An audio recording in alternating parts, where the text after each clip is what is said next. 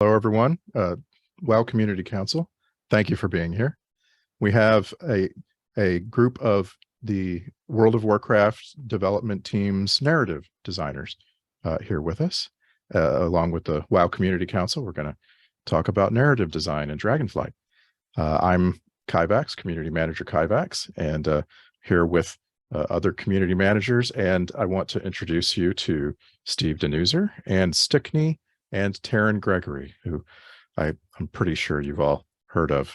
Taryn is very responsive online.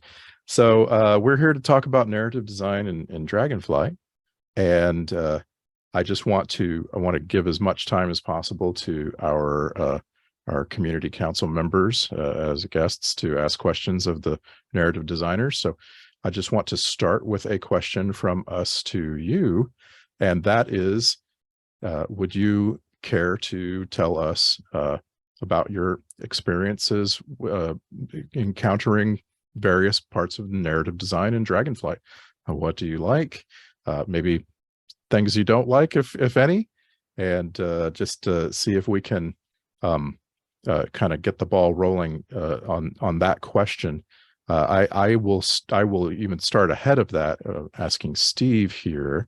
What's the team working on in terms of narrative, like right now? What's the current stuff that the narrative designers are focused on? Yeah, well, with Dragonflight recently launched, there's a period where folks are playing the game, finding any errors, and we look for typos, we look for things that slip through the cracks in launch, while our friends in Quest Design fix bugs and things like that. So we've been doing that. But we've also, the World of Warcraft team always has multiple things in progress at any one time. So even as the 10.0 Dragonflight launch experience has shipped, we're working on patches for Dragonflight, and we'll have more to say about that in the near future in terms of specifics there. But as you can imagine, once again, we have multiple both major and smaller patches in progress. And so different folks are working on aspects of that. And then, we've also begun work on the next expansion. And so we're spending some of our time, thinking about that and working on stuff related to that, which again, can't say anything about yet, but you'll hear about when the time comes. So yeah, that's kind of the life of everybody on the WoW team, but especially narrative design, is that we're thinking about story as it unfolds, both through what is in the player's hands and the stuff that is coming next and the stuff that is farther down the road. And we've got to keep all these different patches and experiences in our heads and keep them straight and remember which one we're working on at any given point in time. But it's a lot of fun to have all that story stuff kind of bubbling up all the time, and lots of exciting stuff to come. Since you mentioned it's a lot of fun, I'm curious of what your personal, Steve, and I'll ask this question of Anne and or Taryn also. What's your personal favorite story beat in Dragonflight thus far?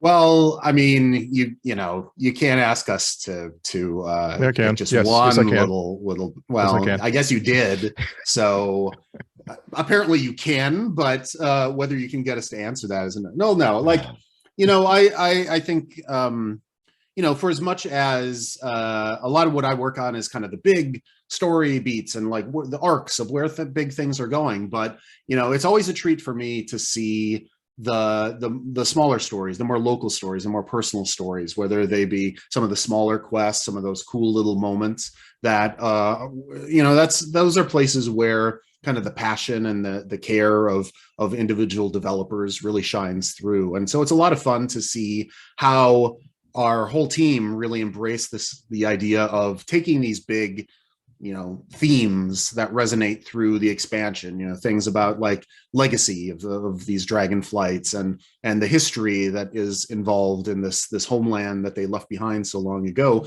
and seeing those very personal perspectives on these big historical events. That's always a big treat for me. So I like, again, having the big picture view, but then coming in and seeing a lot of those smaller moments that have really resonated with the community. And there were a lot more of them in this expansion launch, right? Than previous expansions. There's just a lot more small stories, local stories.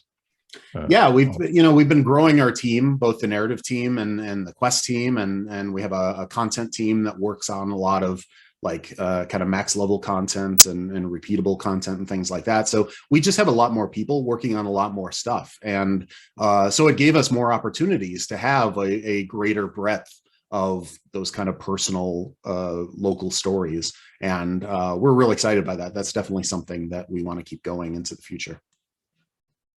Do any of the council members have a question that fits in right here, right now?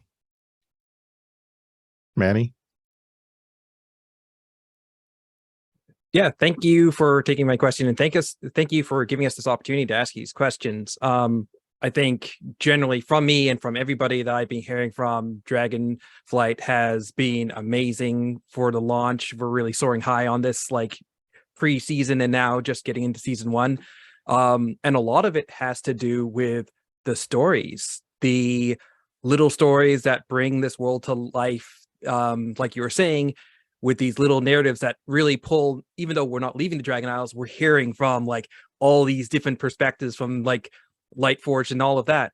The question I have though is that with these stories, how they're all segmented into different areas, usually revolving around the different flights, how has that been to have players go through that in a more disjointed manner? Has there been a real push at endgame to sort of make sure things are getting pulled together to get that cohesive story going forward? Yeah, I think this touches on one of the questions that you raised about like how there's different, instead of having kind of one campaign that your character was focused on that kind of unlocked chronologically, one of the things we wanted to do this time was kind of create multiple major factions that you would interact with and give the player choices in terms of like which ones they wanted to focus on first, which ones they wanted to do at any given time. And so by that very nature, it allows the story to kind of unfold in different ways for different people. So you're still seeing the same stories play out and still experiencing those quest lines, but you can do it in different order and things like that. And, we were, a lot of times there's certain things that have to be chronological in terms of big beats of the story unfolding. But the nice thing about these campaign chapters for the different major factions is that we felt like they could stand on their own, and that within each one, yeah, there's some things that unlock chronologically, but in terms of one another, it was okay for them to be played in whatever order the player chose to. And I think in Dragonflight, one unique aspect and refreshing aspect was kind of the center thread that went through everything was really the aspects or the potential aspects. And it kind of created a very intuitive center of the characters that we get to know and we see in multiple places. So we can always return and know that as we get to know Alex Straza, we get to know Nosdorma more, or some of the candidates that are vying for those positions. Those feel very cogent and flow through the entire experience while allowing each zone to have their own local stories. So if I yes can jump in, speaking about the aspects and having this sort of coherent chronological story, we often see in X-Backs that there are like kind of a central group of main characters that we focus on. I was wondering if you guys could speak about how those characters are chosen and how you guys go about designing their interactions and their relationships and dynamics between other characters that might not necessarily get as much screen time. Yeah, it's definitely kind of a multi-layered process because there's aspects of story development and world development when it comes to the high level thinking about an expansion.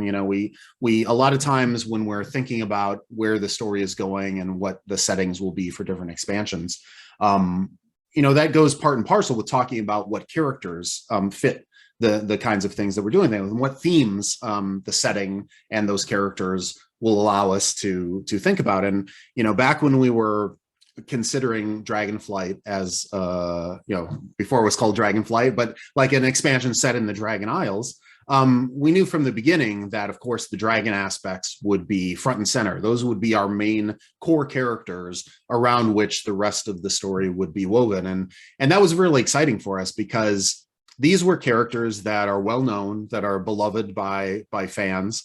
But since the end of Cataclysm, we'd only seen in kind of drips and drabs, and the end of Cataclysm kind of saw them at a low point. They'd given up that power to defeat Deathwing, and yeah, they were victorious, but it felt like they were kind of taking a back seat. And one of the things we talked about as an opportunity by having the Dragon Isles as our setting was, well, this gives us a chance to uplift them and make dragons awesome again. They're such a fundamental part of not only Warcraft lore, but fantasy literature and lore in general, that we want these dragons to be super awesome. And so we talked about what kinds of storylines and themes would make sense for them. And so all of that kind of just like builds on itself over time as you're talking about the setting and the characters that you have inform what kinds of points of interest and key places are going to be around in the zones, and that in turn inspires more stories. So it really is this kind of organic process of layers of story kind of building up. And we have this through line that obviously does center on the aspects, but it allows us to pull in lots of other characters like Khadgar that fit really well into the story and could have their own place in it, while still not eclipsing the kind of big centerpiece that is the dragon aspects and what they are looking for in terms of trying to reclaim a legacy. Yeah, to add to that, I think Warcraft, particularly with its characters that go back 20, 30 years, every character that enters the main story kind of vector envelope brings a story with them, right? And we want to make sure the story they bring with them is simpatico with the story that we're trying to tell. And so dragons, right? They're aspiring to be protectors of the world. Well, Khadgar, he's the guardian, right? Like that theme's like just peanut butter and jelly if you're American. I know I've heard other people don't like that so much. Go ahead, Anne. I was going to say the other part and parcel with that with Khadgar is he was with the Kirin Tor, Kalik was with the Kirin Tor. So I mean, there's that connection there already. So it made sense to bring him in, and that's kind of what we look for, is where do those connections make sense? Which characters would have a vested interest in what's going on here? Particularly, Kalikos' story has so greatly improved his reputation as a character. I have friends who hated Kalikos and then came to me and was like, I don't want to kiss Kalikos now. I'm so happy to hear that.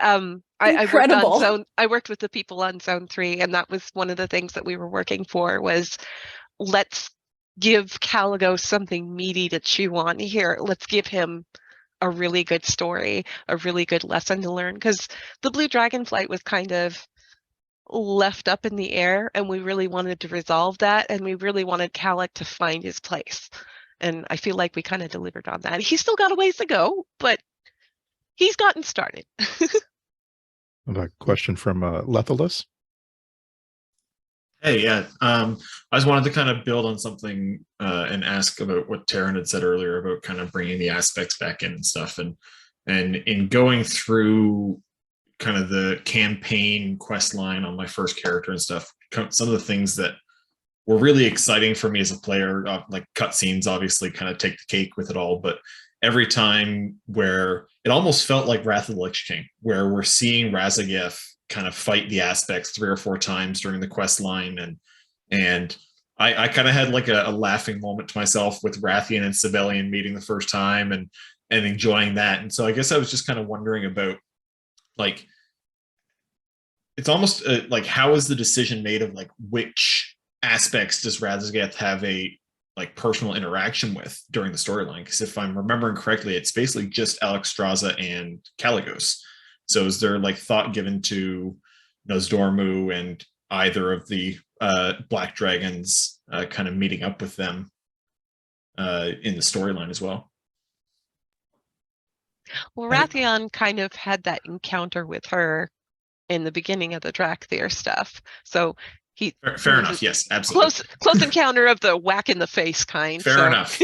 Yeah, I think simply from a kind of a meta perspective, where are each of the flights in their individual journeys, not just the characters, but the flights themselves, right? I think the Black Dragon flight and the Blue Dragon flight have a lot more rebuilding to do than the Red flight and the Bronze flight, right? And they still have their responsibilities. It's clear that Nosdormu and Chromie are working to deal with something that's going on over there. And so they're kind of tied up. That kind of leaves, our central figure, Alexstrasza, which is going to be, very intuitive that head to head, our big queen versus their released Razageth Storm Eater. And so as they encounter each other, we did really lean into that in this expansion, mostly because of some feedback where people felt that, hey, we didn't really see, some forces of antagonism as much as we'd like. We're like, message received. And so we steered in that direction. Steve, anything to add? Yeah, just that, that again, that's part of the process of like when we're kind of charting out and mapping the big picture of the story, we look at like, what are the different opportunities? What are the different, not only the kind of shared meta goal, which, for when it comes to the aspects is, hey, we need our powers so that we can face these coming dangers. Like that's kind of like something that everyone is involved with, but each of the flights has a personal thing that they care about. So with Alexstrasza, as we saw in the Waking Shores, like that's about fulfilling the Red Flight's job as taking care of life and making sure that the young of dragonkind grow and have that destiny before them. And we met with the Green Flight, and we saw what Marithra was facing as, her mother's absence and what she's had to do in terms of stepping up to lead the Green Flight and the troubles that they're facing. So we kind of made sure that each of the flights had something that they were dealing with. And sometimes that gave a nice opportunity for Razageth to intersect with them. But knowing what's happening, not only in the Dragonflight launch experience, but what's coming in some of our updates, we feel like each flight has some really cool story beats that both tie into the big kind of meta themes of the expansion, but also give each of them some kind of flight specific stories that allow each of those, not only the major characters within those flights, but the flights themselves to really shine. Steve, can you describe the big meta themes of the expansion, or is that sort of yet to be known by players? Oh no, I hope it's coming through in the things that people are experiencing. And theme is one of those things that, like, for most people, they don't think about it, but hopefully it's just something that is resonating through the experience. And the very first theme that we talked about when planning this expansion was legacy.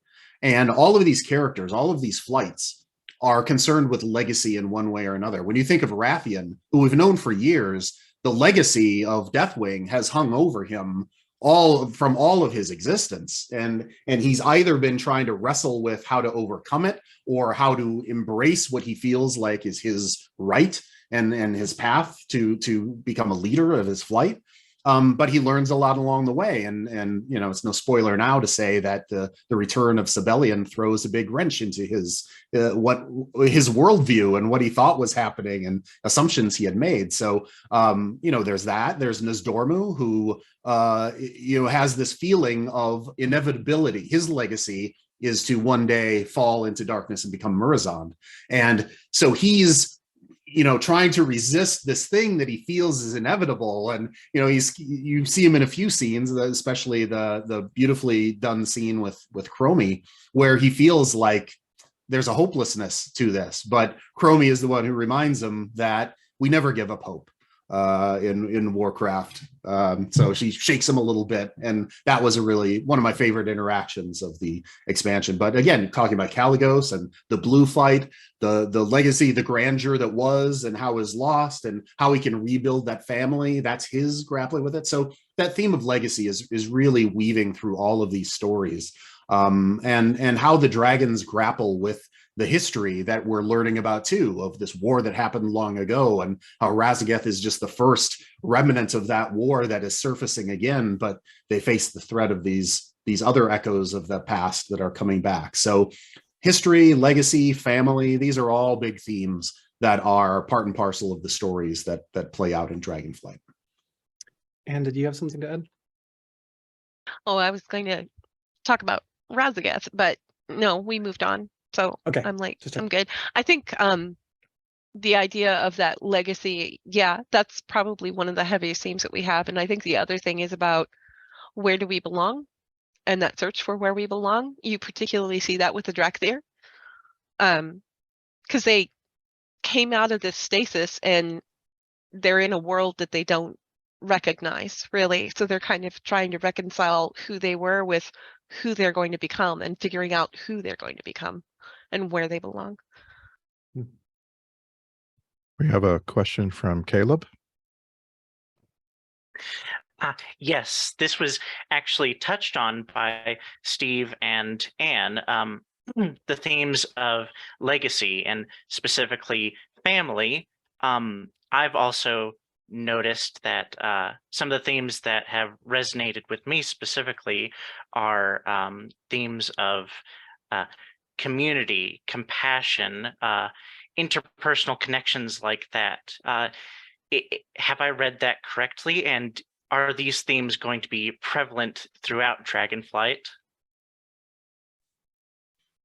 Yeah, I think you have read that correctly. And, you know, it's again, that's one of those things that when you think about themes and what a story means to you, that's always a personal experience. You know, it's easy to get caught up in discussions about like what a story means or how one person interprets it. And there's a lot of people who just look for some interpretation that they kind of want to glom onto. But I think at the end of the day, all stories are personal stories, and we all build up our own experience and how we react to them. And like, we shouldn't give that up. That's a wonderful thing. That makes that's what's great about stories, is that they have personal meaning for each of us. And so you feeling that in what's going on, I think that that's great. And it is both very valid for you to pick that up on, but I can also say that it's definitely something that our designers care a lot about, and that they put a lot of attention into to make the characters that they write and that they create quests for and gameplay for, that those characters do resonate with a lot of that feeling, and that there is for all these big villains and things that we fight in the world, there's also a lot of caring that goes into it, and a lot of these personal stories. And again, that's one of the things that I really love about Dragonflight in particular, and very proud of the team for letting that all manifest in such beautiful ways.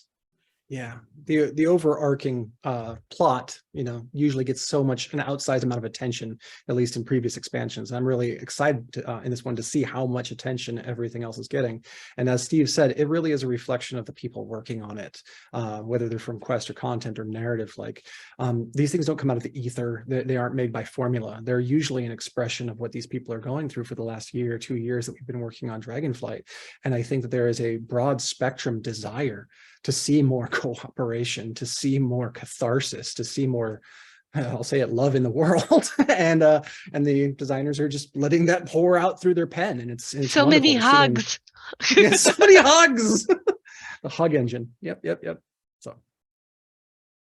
Manny, and I should point out too that sorry, but you know, that's something that you know, Taryn and I particularly work really closely on, is looking for those moments as we were reviewing the plots and storylines of Dragonflight. Like, what were those moments that really felt special? And, you know, in the past, we would spend a lot of our cinematic time on big battle sequences or big grand, you know, an explosion, you know, something huge and cataclysmic that happens in the world that you really need a big cinematic moment for. Mm-hmm. And we still have those, of course. The great battle between Alexstrasza and Razagath is like up there with the greatest action sequences like ever done in Warcraft. But you know, Taryn in particular is always looking for, now with our new technologies, of what are the emotional moments that we can really raise up and give special time to. Please talk about that, Taryn. People may have noticed that there was a shift in cinematic execution of Dragonflight, and it was kind of a soft start during Shadowlands, where we started seeing, for instance, Anduin held the line and actually looked over and the player was there. And what is that? That was our first kind of test rocket of seeing if we could make this work. And really, once we proved it, we were really building that up for Dragonflight. We saw a couple more throughout the patches of 9.x, but the whole time we were working in 10.0, we had this new technology available, and it has absolutely demonstrated its potential in being able to have these much more meaningful moments. The question earlier, like, how do we select them? How do we select the characters? How do we select which moments get the cinematic attention? There's a lot of different criteria, but generally there's some good rules that you can abide. And one is that, like, as Steve said, what is the one of greatest emotional equity? And usually when it demands performance to convey that equity, right? There's a lot of moments that can be conveyed brilliantly, either in quest text or in action or whatnot, but there's some moments by which it just needs to get into a performance space that it almost demands that execution. And now we have this beautiful tool by which we can do it. Another one is, big equity characters. People obviously have a great amount of interest in seeing what they're up to, so they tend to be at the front of the line for cinematic execution. And then just moments that we need people to pay attention to. These will be meaningful, either later, next patch, next expansion, right? Like, you'll look back and you'll see these moments that were just kicked up a little bit higher visibility. It's because they will have long-standing repercussions moving forward in the story. And we're just overjoyed to see the positive response of seeing more characters interact, because with more cinematics came the ability to show more characters in cinematics, right? We got to spread that equity. Whereas I think there was always a tendency that it started to crystallize around just a couple characters at the top of the plot. But we're now able to kind of spread that out and see, Nosdormu and Rathian and Sibelian and their antics together, and Kalik and Sindragosa, and it just goes down the list, and it makes the world feel bigger. When people get really myopic on the cinematics, it can make the world feel small. But if they are able to demonstrate a broader, more diverse world, then it makes the story by proxy feel broader and more diverse. I will say it was really, really cool to see my character there, except that it was during a quest line, so my transmog looks like crap. That always happens during the level up, every time. Yeah, every and time. this is why I have a yak. I have one too, but I didn't know the cutscene was coming. Got to be on it. Got to keep your drip up. It's important. Now, Manny. You're muted. You're muted.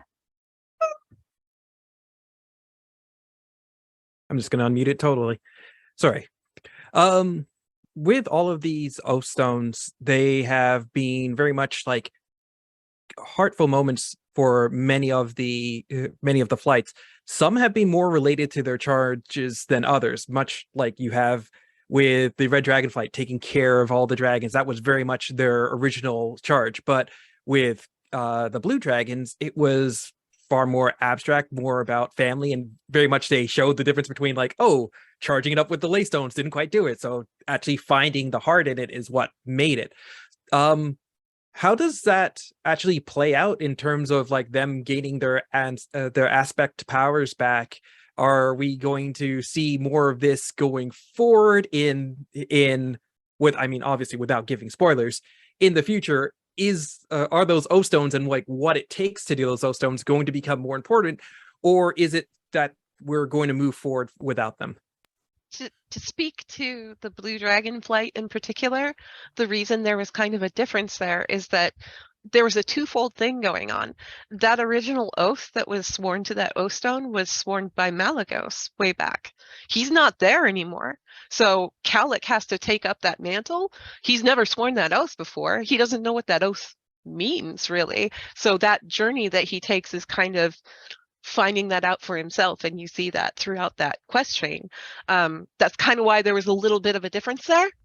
And then you kind of see the same thing with the Black Dragons, right? When you show up, that O stone is broken. It's because Deathwing, when Neltharion became Deathwing, he broke that oath to protect the world, that he made as leader of the Black Dragon flight, and it destroyed that oath stone. So it kind of varies from flight to flight, I think.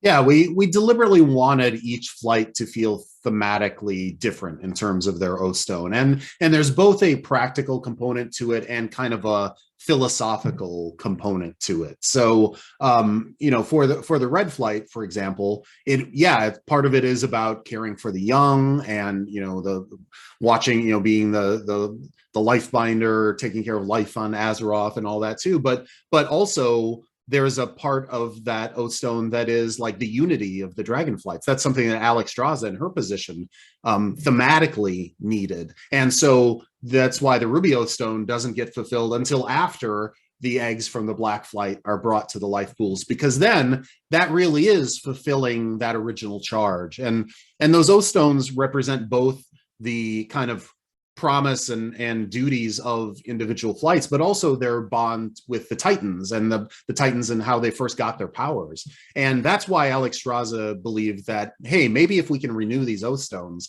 that's a path for us to restore those aspectral powers. And she talks about that kind of at the beginning. And as you saw, even in the pre-patch, she was looking for ways to restore those powers. That's the original reason we were sent to Uldaman, was she thought, well, maybe if we can restore Tyr can help us get our powers back. That didn't work out because of the infinites interfering with that. And then her next plan was, well, what if we can get the oath stones working, and then we can channel their power, and that could give us our powers back. And I don't know if how much you've looked into the opening of the raid and the activities there. I don't want to spoil it if you haven't, but we kind of answer that question of like, well, is this going to do it or not? And spoiler, it doesn't do it. And there is a reason why it didn't work. But it's something you're going to need to wait for the payoff for. But the clues are there. Like again, if you think about the themes of Dragonflight, legacy and family, and what that means, you'll realize that maybe just power in and of itself isn't the thing that is really what the dragons need. But how that story plays out and when they realize that is something that will unfold as the story does. Next question from Scalarche. Hi. So are we feeling another dragon aspect question, or something that relates a little bit more to the rest of the inhabitants of the Isles in the world? Oh, go for it. Okay. So amazingly, when we saw the first trailer for Dragonflight, we saw the centaur, and I gasped. I was like, oh my gosh, look at them. But historically, we've seen the centaur as a sort of caricature, and this relatively upsetting sort of like visage of them, like covered in flies, depicted in a certain way. And those caricatures are largely found in the old world. We also see them with some of the appropriative artwork of the Tauren and other cultures. So, but in the Dragon Isles, we see them in a far more dignified way and a far more respectful way. And it's so clear how much care has been put into the narrative to represent so many different viewpoints from within the tribe, to show them as not a one monolithic, we are just one thing, to explain their lore and their backstory. So clearly, there's a lot of care put in there. So I guess overall, given that there's that connection between the centaur and the old world, I was wondering if anything could be expounded on, any possible plans for bringing that sort of care and depth to maybe other cultures that might need an update, or if that's something that we can't talk about, just sort of the process that you guys went through, or the teams went through, on updating that the necessary narratives around that culture. I could kind of talk about that if you guys Please are do. okay with that. There were two actually that we really took great care with, and one of them was a centaur, yes. The other one was a Tuskar, because the Tuskar were introduced back in Wrath, and they were kind of a caricature a little bit. They weren't really super fleshed out, and we wanted to take them and actually turn them into a really full-fledged kind of society where, you know, they have their own culture, they have their own tradition, they have that all of that stuff. The only thing is appropriation. Obviously, that's one of those things that we really look at, that we're trying to avoid here. So we actually got representatives from the different cultures to come and talk with us, and we kind of ran things by them and got feedback and kind of went back and forth and made sure that what we were showing was something that was kind of representative without being appropriative. And that in building that culture, we weren't just like yanking and borrowing elements willy-nilly from other cultures or anything. We were building something unique that kind of paid homage, if that makes sense. And that was actually Absolutely. really cool. Having people come in and talk to us about that was like, that was some of the coolest part of development. Yeah, that's definitely something we care a lot about. And, you know, the game development, storytelling, all these things have evolved a lot, you know, in the last couple decades, especially. And we do put a lot, you know, of thought and care into things that maybe in the past were taken for granted or just used as kind of a shorthand of like, well, we need a culture, you know, which real world civilization do we borrow from and take pieces of? What accent do we use here? Yeah, and you know, we want to do better than that. And so, like Anne said, we put a lot of effort into talking with folks of different cultures, the Inuit culture and others, and really wanted to get perspective and make sure that we were doing things the right way and the thoughtful way. And it was just great to interact with them and see things that they were excited about. And they suggested things that, hey, why don't you do something that's like this? And you know, they were truly being collaborative and really excited by the process. So, you know, that felt really good. And you know, we intend to keep doing that approach, you know, as whether it's things that are new cultures or ones that we're kind of revisiting and saying like, you know, this is something that's been in the game a long time and we haven't, you know, it needs an update, it needs freshening up, and we can do better with that. That's definitely something we'll keep on doing as we you know, both update things from the past and create new things for the future. That's really encouraging. Thank you. Yeah, side note, one of the coolest parts of speaking with the Inuit speaker when he came in, we were talking to him about the Tuskar and we said, they're walrus people. And he just like, his face lit up. He had a little carving on the table behind him that was a little walrus guy. So he was just really excited right off the bat.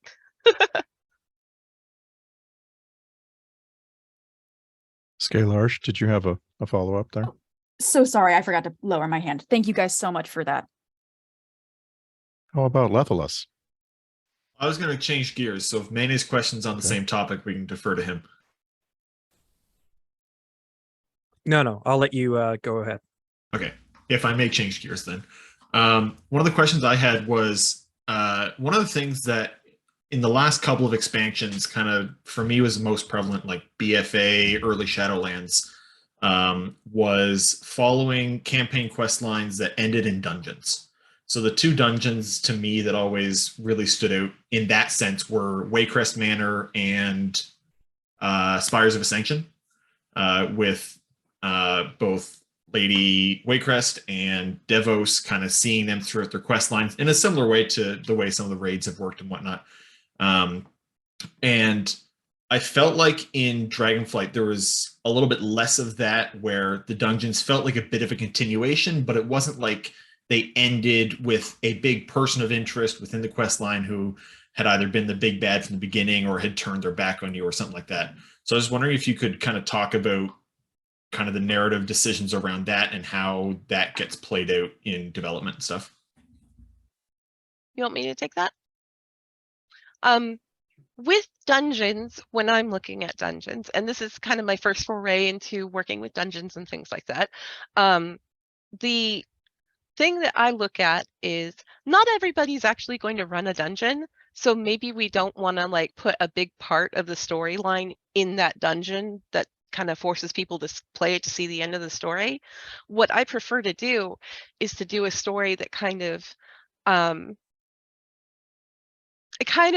reinforces what's going on in the world without directly influencing stuff that's going on outside. So like Azure Vault, I worked on Azure Vault.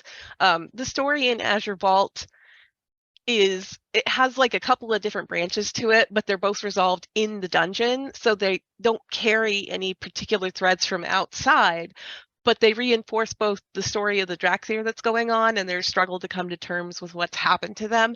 And then also a little bit more about that story behind Sindragosa and her purpose in the Dragonflight, as well as like the dangers that blue dragons face. So if you play through the dungeon, you get a little bit of extra story, and it kind of feeds into that narrative and reinforces that narrative, but it's not necessary to play it to finish that campaign storyline. So is it kind of like in the past, the dungeons were the end of the storyline, but now it's like the after credit scene at the end of a Marvel movie? Is that kind of the idea? I wouldn't call it like the after credits scene. I would call it like supplemental material.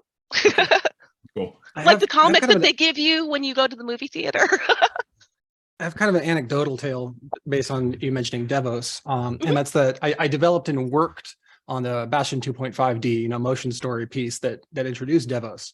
But given that everything is being developed in parallel, it can create some very interesting things wherein they had built the Spires of Ascension. There's going to be this, this character at the end of the dungeon.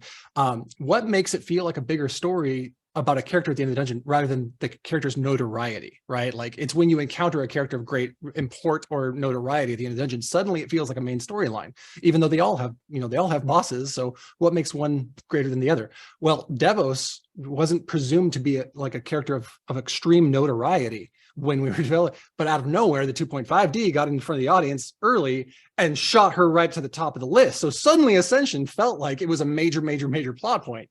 And so having the trains all moving that way can sometimes just shift things to be from that tertiary media to the primary media. And it just happens organically sometimes. It's funny. That's really cool. And to say, like, we're not saying like, oh, we'll never do that again, where like some major thing doesn't conclude in a dungeon, but like it's just one of those things that we do when we feel it's right for the story. And in terms of the dungeons for Dragonflight, we felt instead they were more suited to, like Anne described, where they were continuing themes and carrying on some things that happened in the zone outside, but that didn't feel like, oh, I won't understand the story unless I complete this dungeon. Yeah, it's kind of, there's no danger if the player misses that kind of narrative that's in these dungeons. They'll still get the whole story, but if they do run the dungeon, then the dungeon just kind of enhances that experience. That's what we're shooting for. Cool. Super cool. I feel like my favorite example of that in Dragonflight so far is Ruby life pools, because you work in the play space. As a player, you play in the play space of the dungeon, and when you actually run it as a dungeon, it's so much more dangerous. It's there's all these difficulties, and the final fight is epic, but you've already come to understand what's going on there by just questing through that area that it's set in. Manny, you have a question. Yeah. Also, thank you for asking that question before. That was one of my questions, so I'll move forward. Along the lines with story, one of the things that story has also been married to in the past has been patch cycles. So we have had the renown system where we got the story every couple of weeks until we hit like renown 26. Then there was a breadth of content without any story until we got to the next major patch.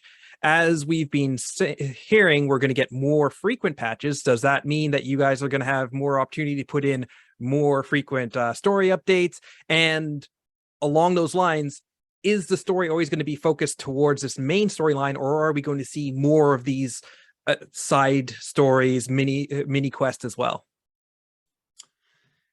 Yeah, I have to be careful not to talk being too specific about things we haven't announced yet. But what I would say is both of those things. So with our updates, we both want to keep the main stories of Dragonflight kind of front and center, and keep kind of reminding people what's going on and what's that different characters are moving through different plots and arcs there. And so you'll see some of that stuff, but our updates are also an opportunity to tell separate stories from that, like either things that either sort of tangentially relate to the expansion, or can be completely separate from it and just be more rooted back, in the cultures of Azeroth. And so you'll see both of those things as our updates roll forward. Yeah, without projecting too much in the future, I can speak briefly to some philosophy in Dragonflight, and that's that we had the pre-patch, and then several weeks later we had the real patch. During the pre-patch event, we used that opportunity to release some of these cutscenes that really tried to do extra lifting on contextualizing the story. When we saw Calic come to Khadgar and really try to frame clearly in advance. So when day one comes, it felt like the context had saturated a little bit better to try to build that world up. Additional vectors, when we have the opportunities to drop these things as we go along, that's really valuable. And I think we've seen that this worked well, and we want to continue this moving forward as far as the ability for, even minor things to set context for the future. I did have a follow-up to that, which is the story as you've been going through the world, it just feels so lived in.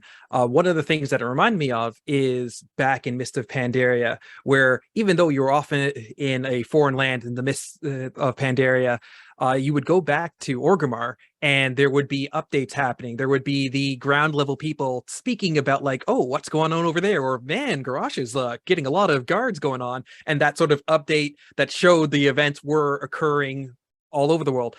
Is that something that you guys would like to have returned to the narrative in the future, not necessarily in Dragonflight? Yeah, I mean, that's something that we definitely think about. And when you reflecting back on that Pandaria story, it was one of escalation in the, what was going on with kind of the reign of Garrosh, and it was getting progressively more oppressive. And so showing that in places other than Pandaria was really key to doing that. And, even in BFA, we had some of the moments in some of those later patches where people were reflecting on what happened with the Makara and its aftermath, and we had characters walking through the city with dialogue. And so that's definitely something that we feel that we want to use when the time is right. And in the pre-patch, we introduced Drakthir walking around in the capitals and exploring, and you could just come upon one who was maybe asking a question that they, again, they're like children who woke up without any context for the world. And so a lot of things that they didn't understand. It was kind of fun to see some of those perspectives, and also how the citizens of Stormwind and Orgrimmar, dealt with these kind of dragon people walking in their presence. So when the situation calls for it, that's definitely something that we a tool to help the world feel lived in and reacting to events that are transpiring. Yeah, just reinforcing like where the story takes it is where the attention usually gets spent, right? And so when the story brings us back, like Haunted Visions, right? Like that was great. It went through these familiar environments, but that story was absolutely pivotal to the reign of N'Zoth and his manipulation over the people. So it's great feedback. Like I think there's many people on the team that love when the story can interact with extant material. It's just a matter of where the flow needs to go and where the attention is at any given moment in time in development. Skylarsh. So touching on the old world and the patch cycles, so I had this question actually for the last talk for the quest designers, but I was told to give it to you guys instead, so finally getting the chance here. So previously, first saw in Legion the huge focus on class fantasy and building these really incredible narratives for players to go through as class through balance of power and various other things. And then further, we saw the culture and racial fantasy for various folks being updated with like the dwarves getting the heritage armor and whatnot.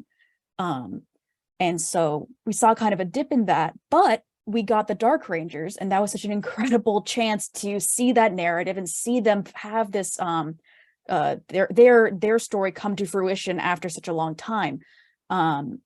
So what I have to ask is there anything you guys can tell us about going forward if you plan to reintroduce some of those things in the patch cycle, such as heritage armor, doing more class or race-based stories for all players, or if anything like that is coming up down the line? So we are absolutely not done with heritage armor. Obviously, we have many more to do, and those are always kind of on the table there when we can fit them in.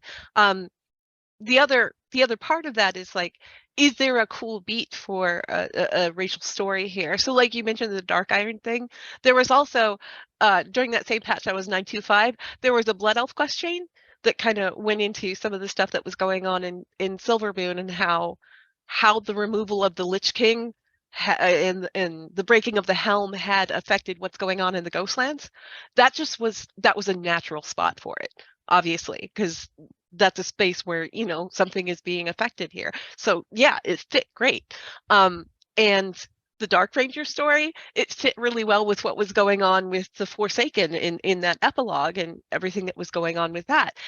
It's just a matter of, is there an opening here that fits the ongoing narrative where one of those little stories would fit? And we are always looking for those moments. It's just a matter of finding the right space for them and making sure that when we do them, they're given the attention that they deserve. If I can follow up on that really quickly. Yeah. Thank you so much for mentioning the Blood Elf stuff. I completely forgot, but a wave of excitement about that happening again. Speaking of other elves, so we've seen, and sorry for spoilers for anybody, but we've seen such an intense moment coming up with the Night Elves recently, with Ysera and Malfurion, and all of that. It seems, and I'm not asking anybody to give details, but it seems like we're heading in a trajectory where the Night Elves might finally get some sort of catharsis. I was wondering if you guys could speak to the experience of writing the Night Elf story. I know in particular, I've been a lifelong Night Elf fan. That was the first thing I actually ever played in WoW. And many of my friends are lifetime Night Elf fans, and it's been a rough couple of years for us. So if you guys could speak to your kind of thoughts on that and how and why you've been writing the Night Elf story the way it is, that'd be incredible. Also, another dog has just entered the house. I apologize for the whining. We agree. The Night Elves have been through a lot, and you know, I can't speak to decisions that were made before you know, my involvement in those decisions, and you know, things might have played out differently with different people working on things. But you know, the story was built up, you know, as it was, and through all the things that happened in Battle for Azeroth, you know, that was a big blow to the Night Elves. And you don't recover from something like that overnight. We didn't want to minimize the impact of that story by making a resolution that felt rushed, or that didn't let the characters involved, like Tyrande, have time to process some of those things. So a big part of that arc in Shadowlands was processing that kind of trauma that happened not only just to her as a character, but to her society. And we tried to show different characters, like Chandris was another great perspective to have in that storyline, because she loved her mother very much, and she loved her people, and she was trying to deal with that in different ways. So, you know, those were stories that we talked about a lot. And yeah, and at the end of Shadowlands, we wanted to kind of start laying the path forward in the scene with the Winter Queen, shaping the Sisters Tier into the promise of hope and the future. And that, as you mentioned, there's some stuff coming in the campaign for max level content, and that's a story that is going to continue through the course of Dragonflight. And I don't want to spoil anything, but we do really want people who love the Night Elves to have a feel-good moment in this, and we want them to be able to resolve some of those feelings and to see that there is hope for the future. And so we're excited for that story to get into folks' hands, and we'll love to hear what you hear about it, what you think about it when you can play through it.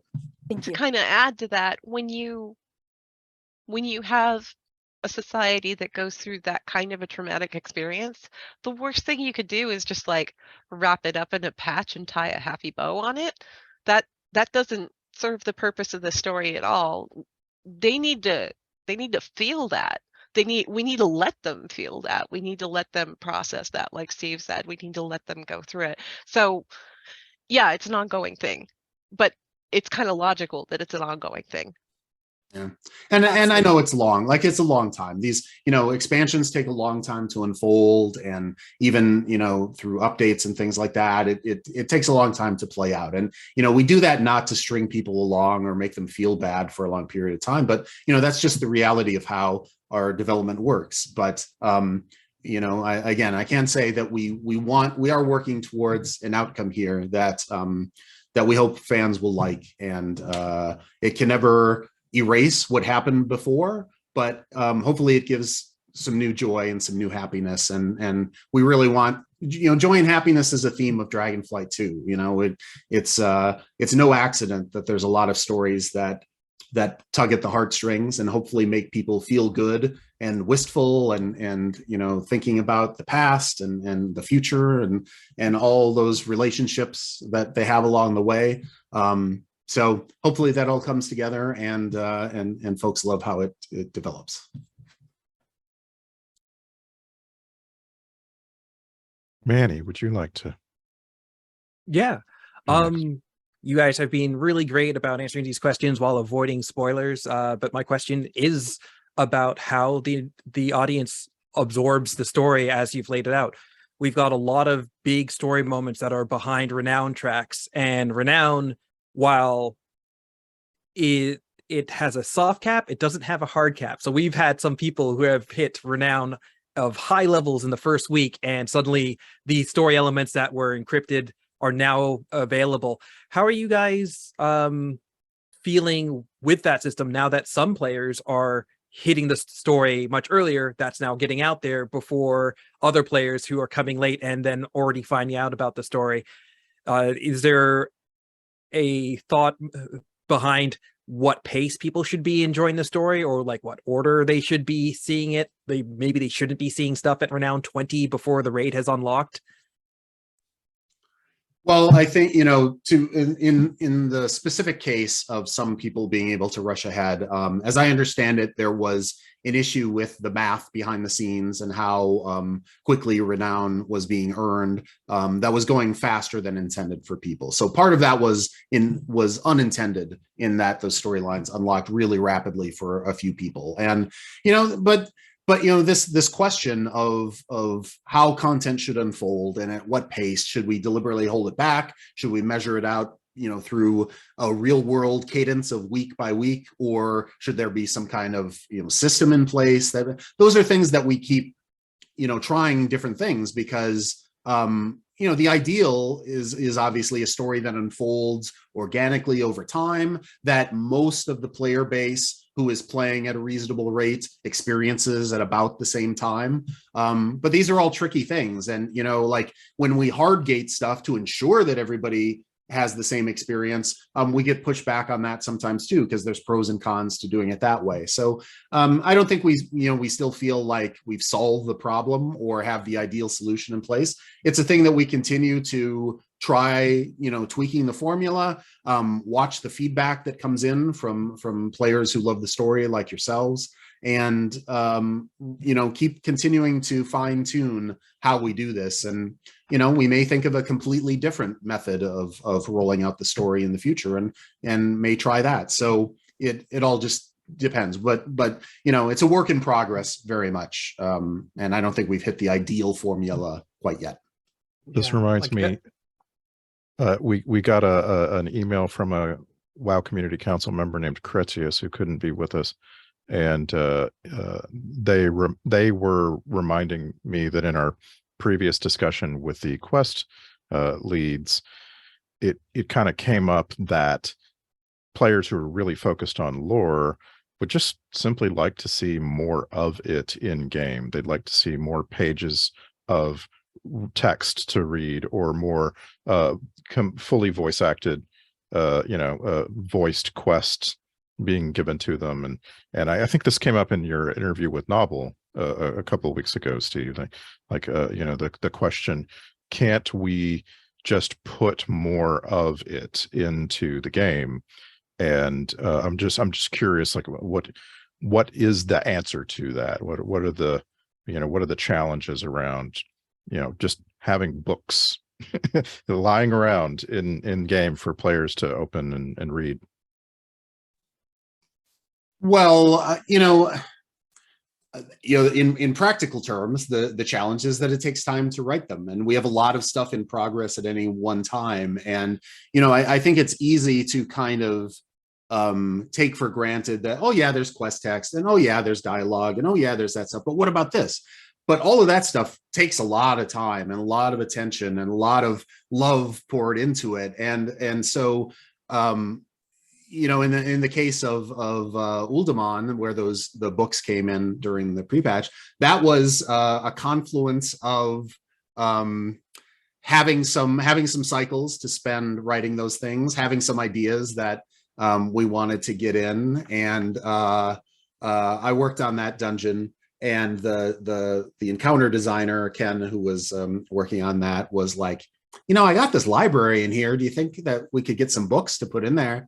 I'm like, yeah, I got some books for you. Hold on a second. And so it just kind of like was a nice confluence of things. And again, without giving spoilers,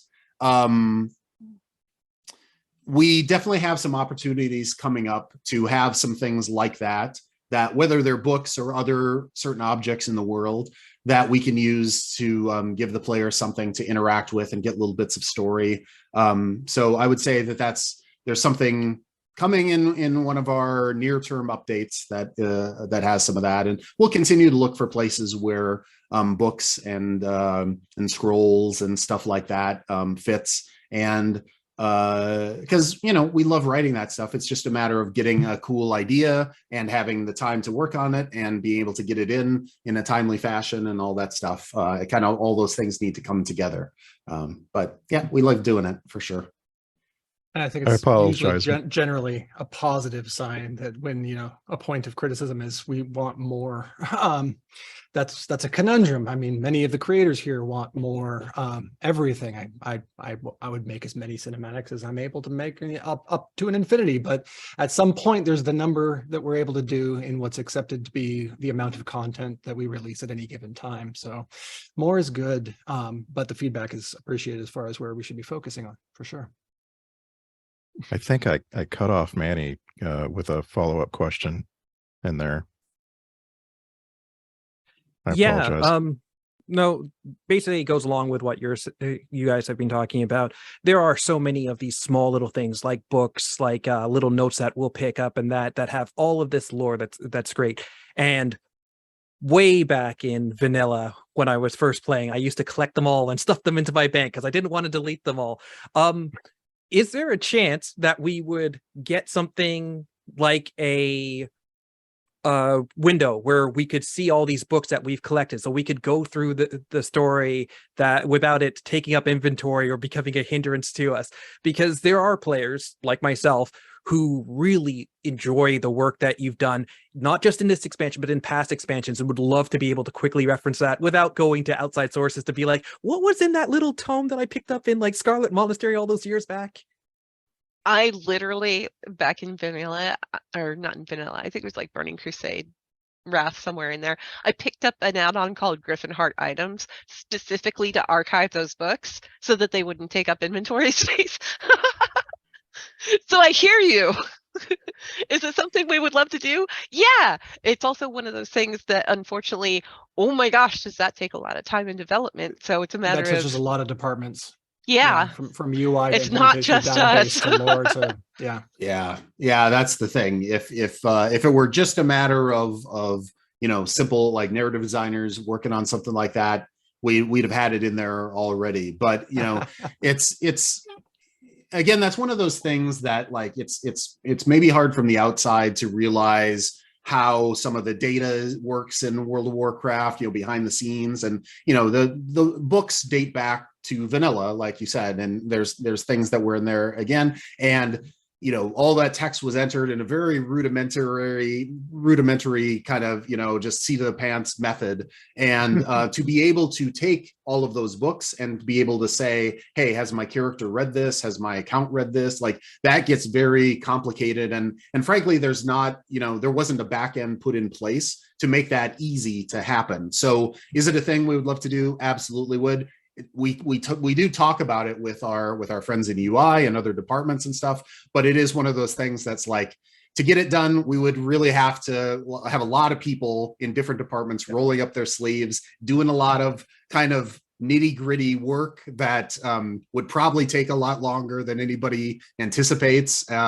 But you know, again, like I definitely see that there's value in that. And, you know, there's things, you know, again, like Dragonflight didn't just refresh, you know, offer new zones and things. We've refreshed the user interface and a lot of older systems. You know, we've did a lot of new things with professions and stuff like that. And like, it's not that we suddenly, when Dragonflight was in development, went like, hey, we should update the UI. Like, that's something that we talked about for a long time, but these are big undertakings. And you've got to kind of, you know, they've got to fall into a cadence where you have like, yeah, now is the right time to do that because kind of our resources are aligned and the timetable is aligned. And this feels like something that we could do now. And like for a project like that, it feels like, yeah, there's some things that need to come together. But as we've seen with other things, sometimes the stars do align, and it's something that we'll keep talking about and trying to find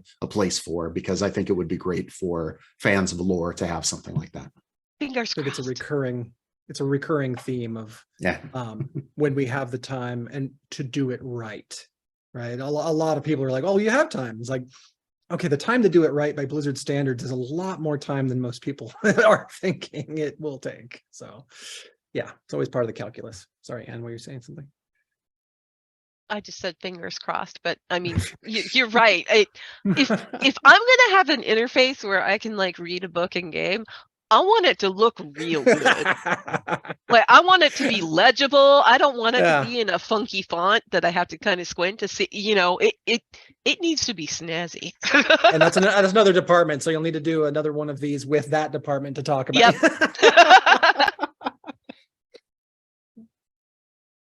I have a question from Caleb. Yes, it is more commentary on these books and such that we've been discussing. I really love them. Last night, I was thinking about them again and doing my own theory crafting because of them. I've loved all of these little tidbits of story that have been available to us. I remember really getting into it in Exile's Hollow, Farim's notes, specifically talking about speculating on other Zareths, and now that coming into play with the books in the pre-patch dungeon.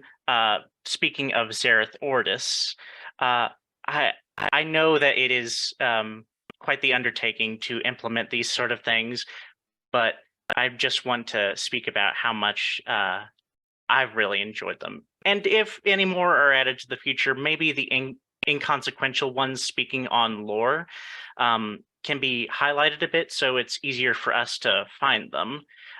Not so much for things like pickups that are for secret mounts like the Lucid Nightmare or whatever that unicorn was called.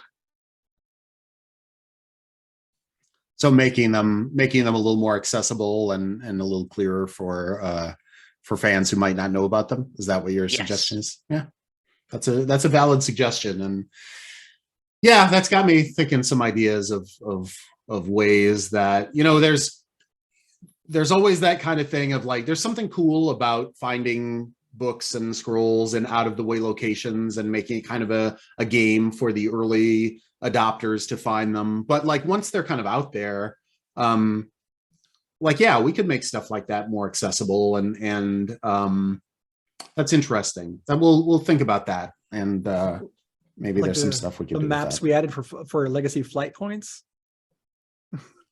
Right? Yeah, like granting you some of those things. We'll talk about that. There's some cool ideas there. I've always said that if you're going to be called lore master in game, you need to have demonstrated that you understood the material. There needs to be more quizzing in WoW. We're coming up on our final question. I'm gonna say two questions. Highlights. What do you have for us? Right. So first of all, I just want to say that on behalf of the role-playing community, everyone is really happy with Dragonflight, particularly since there's been a lot of focus on the world and the lore, and it's generally just been more approachable than Shadowlands has been.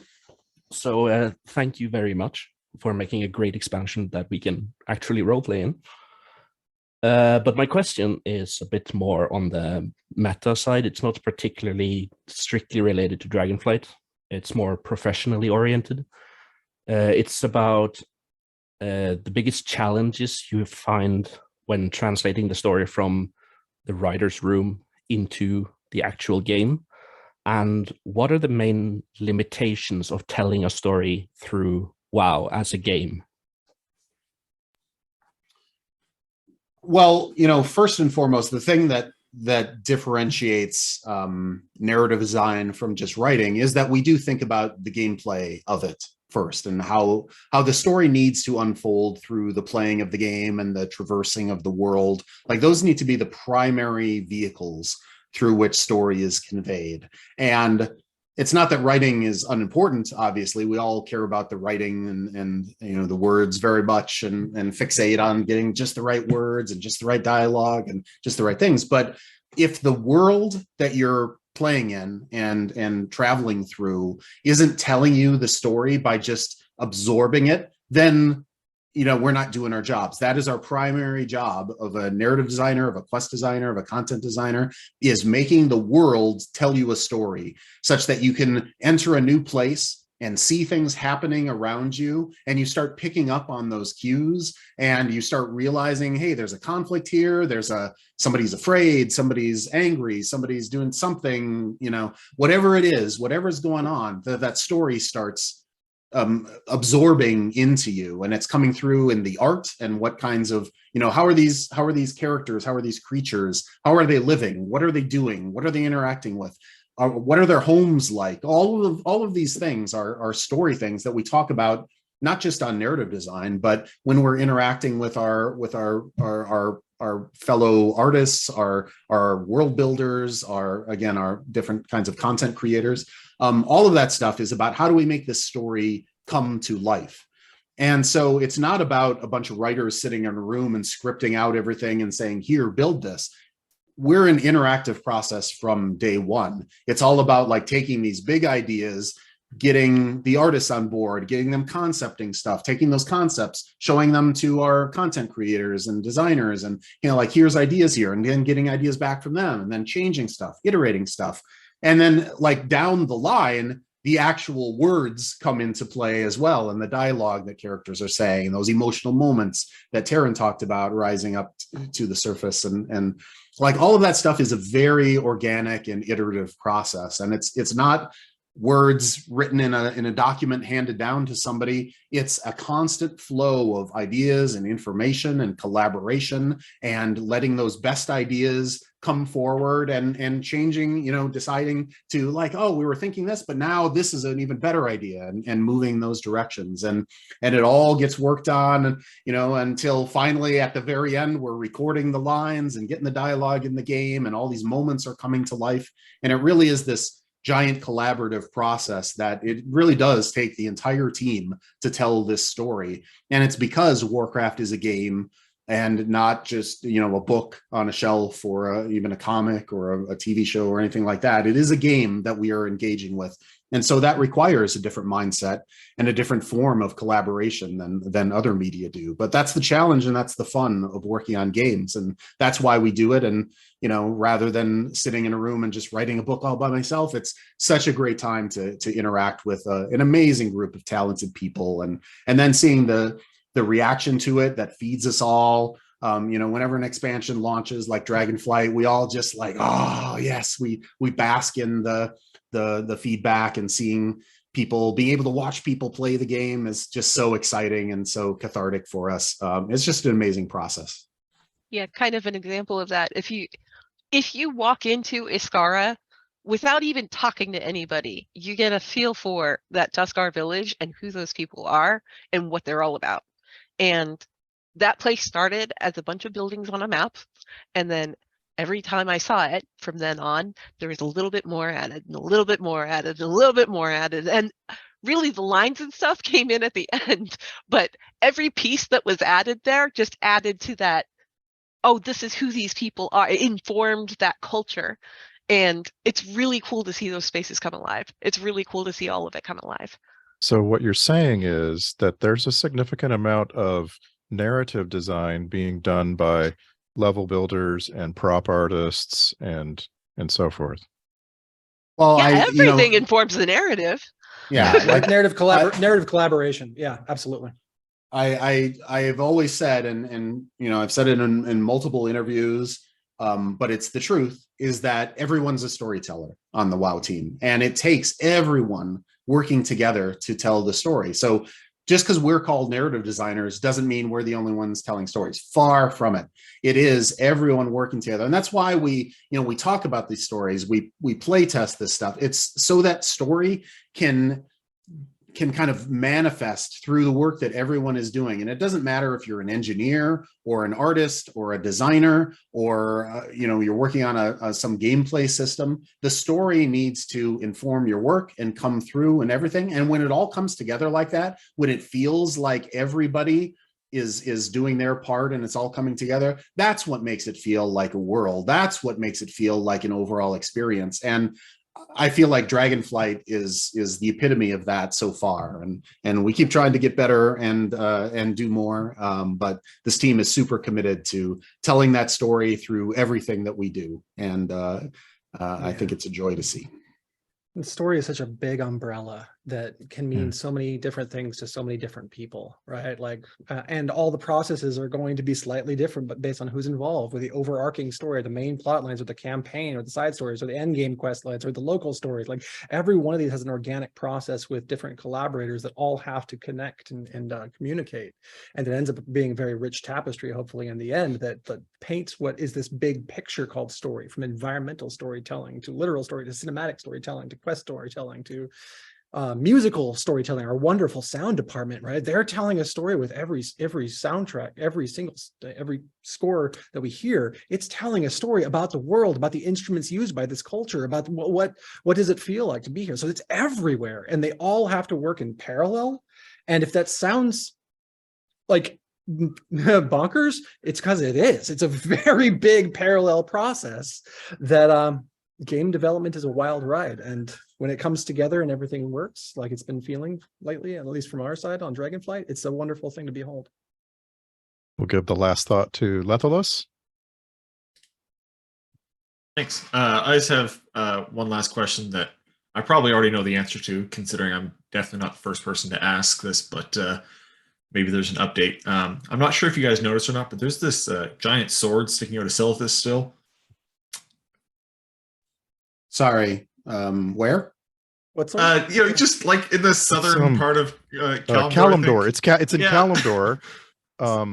Way down Better there. known for the goblin beach that's hidden on the end there. That bug infested. Yeah, there's a bug place infested. that nobody goes. Yeah. Why would anyone go to Silithus? Well, we were talking about corrupted visions earlier. You had to go there to start them. I don't know. It's also kind of big. Like you can see it from halfway down the continent. And, We, believe it or not, we do remember that the sword is in Silithus, and when the story calls for it, there's more to tell about the sword that is stuck in the world. But much like I said earlier, characters have inference on what the stories are telling, and that sword has inference on the type of story that it's telling. And when that tune comes around on the jukebox, it at no moment will it have been forgotten. It's just in queue. That sword is the character, but it's big enough that maybe it should be. So at some point, Illidan's going to lose that fight. He's going to come back and reach for his sword. Illidan's out there somewhere. Somewhere. Now you're seeing our poker faces. Yes. Very good. Thank you all very, very much. I special thanks to our narrative design team. Thank you for coming to this. Thank you for opening up your minds to all of us. WoW Community Council, good job. Thank you for being here. And just want to wish all of you very happy holiday season. We'll see you all on the other side. This was great. Thank you. Thank you. Thank you all. It was a lot of fun. Thanks. Appreciate it. Thank you. Take care. Yeah.